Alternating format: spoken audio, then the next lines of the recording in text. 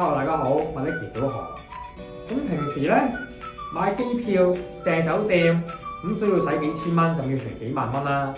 咁但係買旅遊保險只係嗰幾百蚊嘅啫。嗱，因為咧通常咧可能出發前一晚，咁甚至到咗機場咧，咁你先至好臨急臨忙咧先至走去買嘅咧。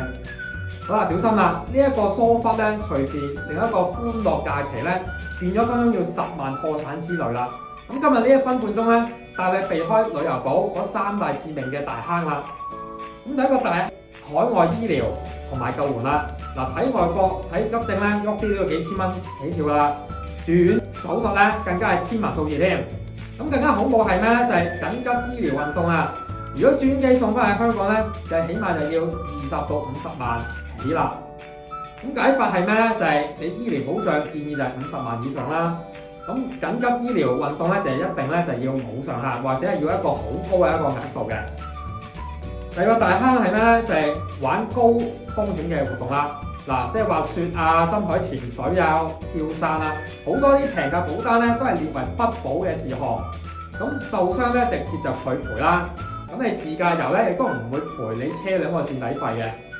咁個解法係咩？就係投保之前咧要確認包含業餘嘅危險運動啦。咁自駕遊咧就要自己再加購租車墊底費嘅保障啦。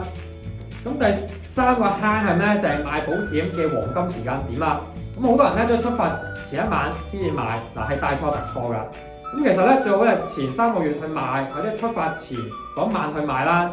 咁個保費咧係完全一樣嘅。咁解法係咩？就係個機票酒店咧，如果一訂好咧，就即刻去買。